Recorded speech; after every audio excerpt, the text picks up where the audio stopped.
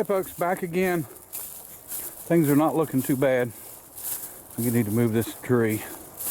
I've got my son coming over here, and he is bringing his pickup truck because he's got a lot better tires than I've got. I've got a new set of tires for mine, I just haven't put them on. But I want to get all there is out of the ones I got, but call me cheap, but that's okay. So he's going to back his truck, which is lighter and shorter, and he's going to back all the way up to this machine through the mud, and we're going to get the housing loaded up so I can take it home and go through it and get make sure the bearings are okay and clean and right. And also I'm going to be pulling the water pump off. Water pump for this machine is $850 rebuilt, $1,300 for a new one, and $153 for a kit. The problem is I bought a kit, but they let me know I don't know, a little while after I bought it that it wasn't going to be available until late next month sometime. So we're going to get it and tear it down and see if we can put some bearings in. It looks like I just had a couple sealed bearings. So let me get these trees out of the way. Okay folks, got my son struck in here. Like I said, he's got a lot better tires than I got. So now we're loaded up.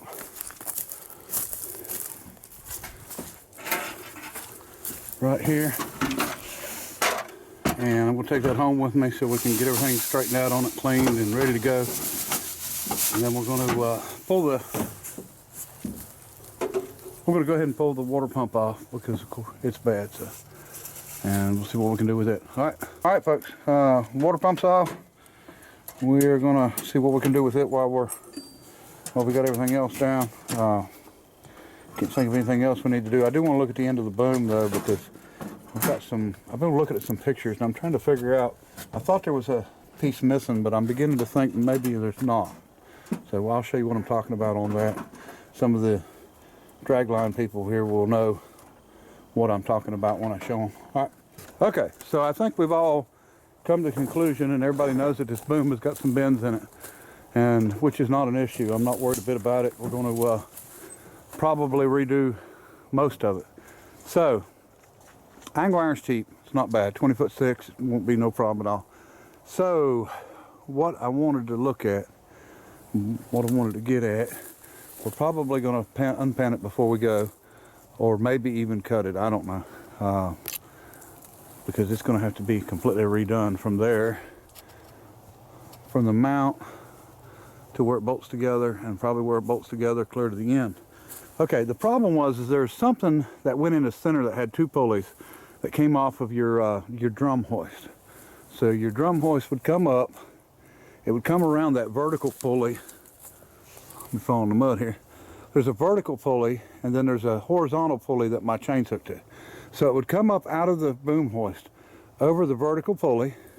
It would come up to the boom, around the pulley, come back around the pulley on the far side, come back around the center pulley, and then come back again, come back around this pulley on the left side, come back, and then cable off where you see the cable cut at. If you can see it, I'm not sure. Right here, where somebody has cut the cable. Okay, so all this cable or that cable is missing, so somebody's cut that. Well, there's a piece, and I don't know the correct name for it. I'm going to add it into the heading here. I've heard two different names. One of them's in the book, so it's probably the right name. And then I heard another name, but it's for the double pulley that would go up here. And then off of that double pulley, you'd have two single pulleys that were really heavy that would go to the end of the boom. And most of the unit cranes I've looked at was that way. But then I started noticing one or two that wasn't that way. They didn't have that unit up there with the pulleys on it. And then once I got to looking, the end of the boom in the book shows this only to have two pulleys at the end. And this one's not like that, it's got four. Okay, so I think it came back, ran around one, went back, and then come back and run around the other one. And that's how it was set up and how it worked. Instead of having the one farther back that way. I seen one operating dragline on YouTube that was the way it was. So I don't think we're missing anything except for cable. So the plan will probably be on this boom, of course, to get it apart, get it cleaned up, maybe sandblast it, redo from here down on both pieces, and just keep the center where it bolts together. We don't need the tag line really. There's I guess that's a spring-loaded drum that a tag line would go on to keep, like if you have a clamshell, it keeps the clamshell from spinning in a circle when you're working it. And it's been a lot of years ago. I remember I went to Kramer's, which was a scrapyard. It's no longer there. Well, there's one there, but it's not the same name. In West Virginia, Parkersburg. And when I was a little kid, I remember seeing dragline cranes with orange peels and some with magnets that were working, picking up steel and moving it around. And, you know, stuff like that, mechanical stuff. I didn't get to go to town often, so when I did and I seen something like that, I always remembered it. So it stuck in my mind pretty good. So anyway, I think we'll be fine with this. And I don't think we're missing anything. I thought we were, but I don't think we are. So I think we just need to get this thing home, get the boom redone. I may make this boom a little shorter. I don't need it that long. And then again, it might, you know, it probably will end up working out about that length. So anyway, we will see. And then, see, that's the pieces right there where them pins are, is what makes me think that maybe that is where two pieces would hook for the pulley I'm talking about. But then again, most of them don't have the outside pulleys on them like this has got, so I don't know. Hopefully everybody's following me on what I'm trying to say. Ooh. I'm hoping tomorrow or day after I will have the gear we need so we can go ahead and get to work on trying to get this thing back together. I'll probably work on the water pump tonight in the shop and see if we can get it apart and figure out what we're going to have to do with it. Somebody's cut the cable on the drag too. This would be the one to drag the bucket. So anyway, so the boom hoist is the back, and then the front drum is the one for this, and then there's another drum behind the drag drum that's for the, actually it's supposed to go up for the pulley to go up and down. So we'll set this up the way that the book shows anyway for running a crane, because that's our intentions for a while anyway. All right, we got some cleaning to do in here too, but we'll do that before we put everything back together. I think I got everything I need. And a lot of people had said something about this gear here. This steel gear is in really good shape. There's no issues whatsoever on this gear, and I'm going to show you that when we get it cleaned up. And that's the other gear is bronze, of course, so it's going to wear out, and this one's going to stay good. And I paid up for that gear. You know, it wasn't cheap. Anyway, the fact that the guy, and his name is John, the fact that he, you know, went and got these parts many years ago, and actually kept these parts all them years for somebody to, you know, to get later. And we're talking about, this was a 1952 model machine, so, you know, these parts that, new old stock parts have been floating around for, you know, 60-something years, almost 70 years. So, of course, a man's going to have to pay up for them. I mean, you know, you can't expect them things to be cheap whatsoever, and I never expected it to be cheap from the start. I hadn't complained about the price. I'm not going to complain about the price. I feel very, very lucky, and almost like Junior says, almost blessed to be able to find the gear. And I know a lot of people was saying make a gear, make a gear, make a gear, but let me tell you something.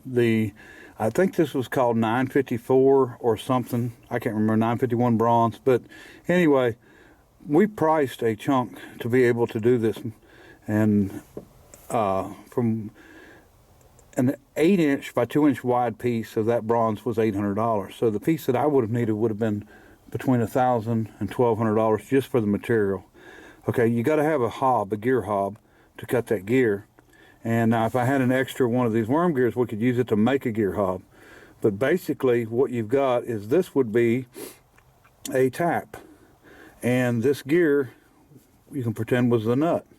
The difference is you're going to turn the gear at a certain speed, and then you're going to turn this as a gear hob at the correct speed, and you're actually going to be cutting threads on the outside of this gear.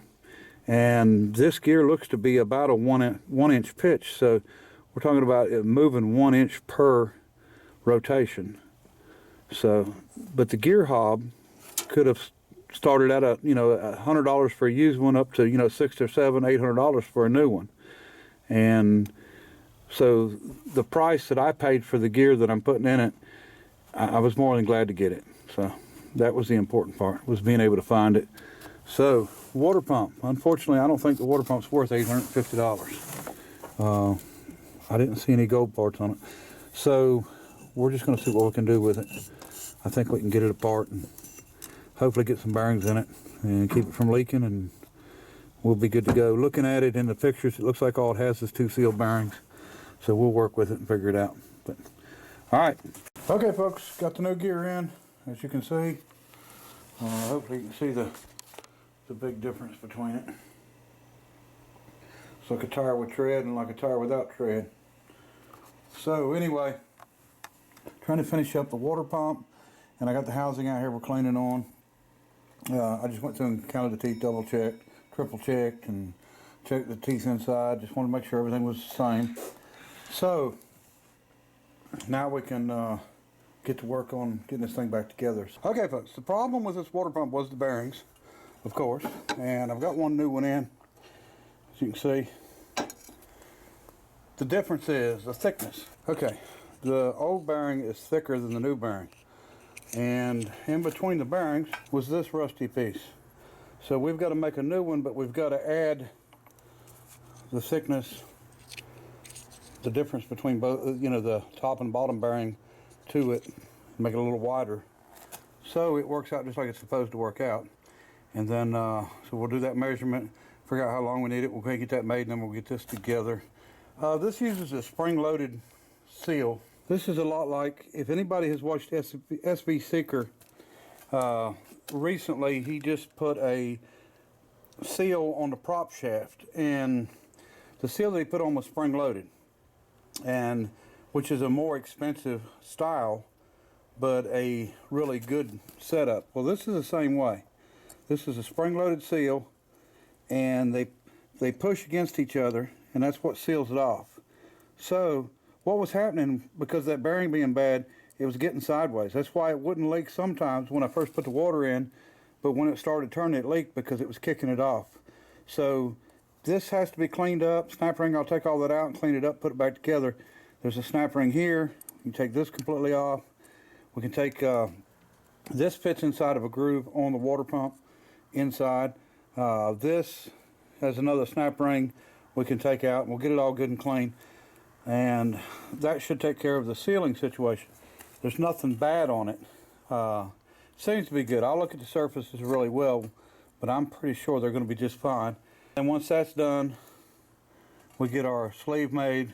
We can press this all back together, get our pulley back on, and we'll be ready to go with the water pump.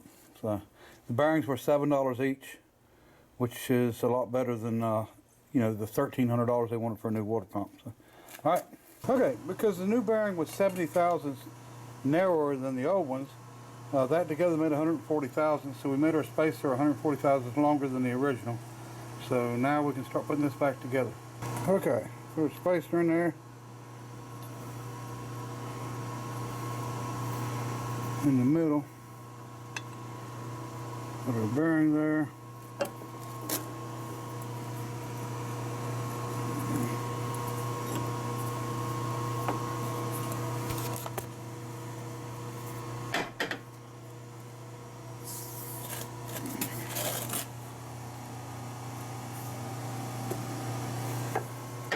Alright, now it's got to go down far enough for me to get a snap ring in there. So let's get something to stick on there and see if we can get to go on down. Okay, so you can see how close I am. It'll slide in, but I can't get it in all the way around. not comfortably anyway because it'd be bent. So I'm gonna have to take this bearing back out and just shave maybe 3/1000, 2 or 3 thousandths off of the face of our spacer, and we'll go from there. All right, folks, water pump's back together, and turns good. No more floppy issues, no more bearing issues. We're ready to go, and probably won't paint it because I may paint the whole engine or something later. I don't know. Anyway, we're just going to get it on there. Working on cleaning up the gearbox. I'll show you it. Okay, we sprayed on it. I'm going to pull it apart probably in the morning, pull the worm shaft out and see if there's a front seal in it. We need to go ahead and get a seal in there, and there's no seal on the back side. It's just got a cap that goes over it. So anyway, things are looking pretty good. Not bad at all, and I don't see any issues. Let me see if I can get it where you can see the gear, worm gear. Okay, here's the worm gear, and besides the crap that's actually just laying on it, it's in really good shape. Bearings actually feel really good. No play in them, anything like that. So we just got to get it all apart so we can get it cleaned up. Get all that little bit of bronze dust and crap out of it. So you got to figure that the gear only rides right in the center. Probably these two, maybe part of the other two. But no problems, no issues. Didn't feel anything bad on it besides the fact it just needs cleaned up. So no wear. So I have no doubt that once we get this in here, we're not going to have any issues on this part. We may have issues on something else, you know, one of the clutches or something, but we'll work through that and figure that out as we go. And so when this is cleaned up and do whatever we need to do on a seal, one of the good things when you getting this old, everything's pretty standard when it comes to, you know, bearing sizes and seal sizes and stuff. They didn't, you know, do a lot of oddball stuff. So usually finding that, you know, replacement stuff's not hard to do as long as you know how to measure. I mean, no different than them bearings. I probably could have found them the right width, but I had a company here that had them in stock, so I didn't have to order them. And like I said, it was $7 a piece. So we've got $14 in the water pump instead of the, you know, the $153 for the kit, which I haven't unordered yet. In other words, they throwed it on back order up until sometime next month. But I figured I would go ahead and try this and make sure that it worked before I canceled that order. And if it leaks, then we'll just have to get the kit in and put it in. It's got a new shaft, impeller, everything with it. So we didn't want to spend the $850, and we definitely didn't want to spend the $1,300 to buy it. So, you know, like I said, we got out for $14 on that. All right, we're going to get back at it, and we'll try, and the next video, hopefully, we'll be finishing it up, putting it together and finishing it up. And then we'll do some video on trying to drive that daggone thing out of there. That's going to be fun. All right, if it moves. I appreciate everybody watching. Till next time. Bye. Say bye now. Say bye.